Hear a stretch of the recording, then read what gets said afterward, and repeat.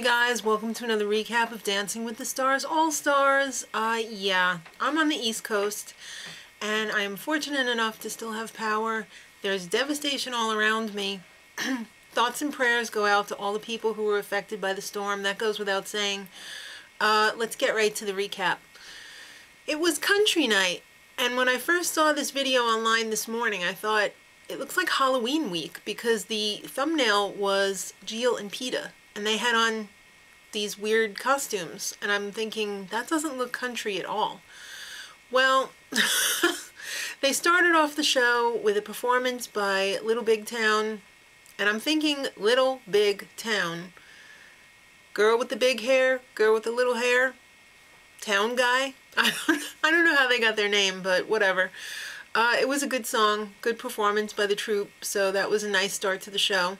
Then Jill and Peta came out and they were doing a cha-cha to I Feel Like a Woman. And he's dressed up like a West Hollywood gay guy.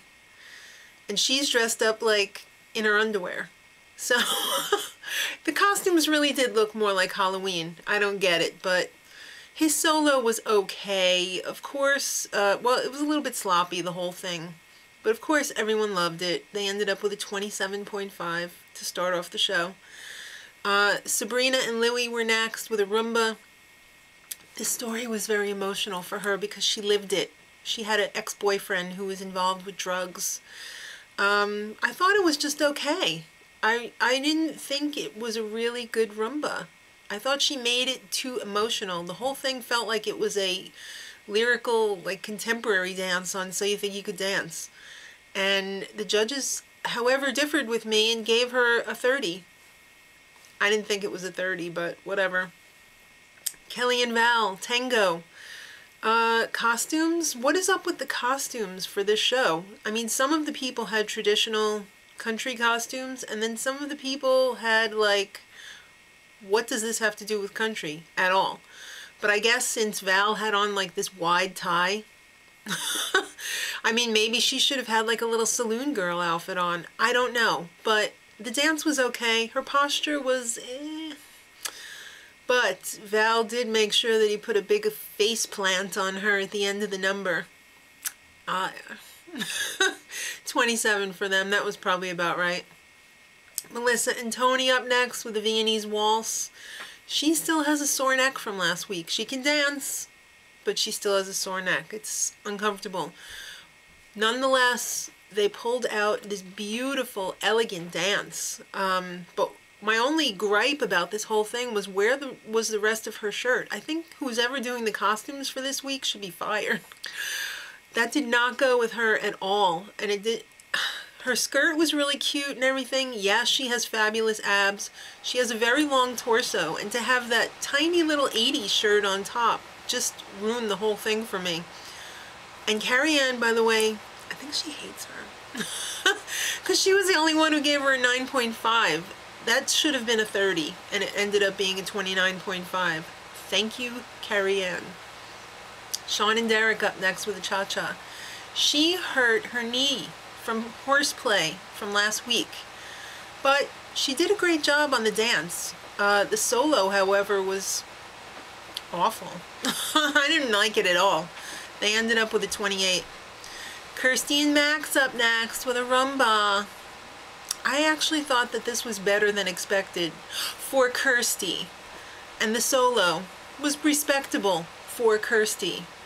The scoring, however, 27.5. I think Bruno and Carrie Ann were drinking the Kool-Aid. 9.5 for this? Really?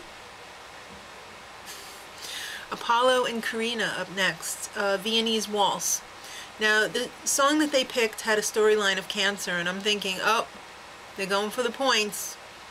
All you have to do is mention the C word on any of these dance or singing shows, and, like, people get emotional because everybody's been affected by cancer. But not the case here. This dance was beautiful. They did a gorgeous job with it, and they totally deserved the 30. Emmett and Cheryl, Foxtrot. The dance was good, but his solo was amazing. He just did a fantastic job. He had fun with it, and it was actually really good. but they only got a 26.5. That was not fair.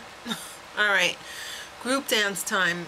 This week, the big draw was the group dance. At first, I didn't know what was going on with this, but then they finally explained it at the end of the show that one couple could get 2 extra points. So Big and Rich came out and sang Save a Horse, Ride a Cowboy, which is Cheryl's favorite. Yeah. We know why, and it's not just because she danced this with Drew Lachey for their freestyle season 2. It was fun. There was some fails. Something that stood out to me right away was Kirsty stomping around. She wasn't even trying during the group part. And then she came out in the solo part and just smacked Max on the ass a few times and called it done. Apollo got kicked in the head, I'm pretty sure, too. That didn't look very comfortable. Some of the fails were glyphs, basically. I thought Melissa's was really good with Tony, and the one that I thought should have gotten the extra points were Kelly and Val, because they were having such trouble just even doing it. So who do the judges give the extra 2 points to? Kirsty and Max? Really? They really want to keep them around, don't they? It's a big draw for the show. She does have a huge following, so I don't know why they gave them the extra points. It just seemed ridiculous to me. They either should have gone to Melissa and Tony or Kelly and Val. In the comments, let me know who you think should have gotten the extra 2 points. So tonight, actually, because it's Tuesday morning right now, the fusion dances for next week are going to be picked by the couples on the results show. So let me know who you think's in trouble. I'm thinking it might be Emmett or possibly Sean. I don't know. Let me know also in the comments who you think is going home. And I'll see you tonight, hopefully, if I get coverage of the show. So till then, much love.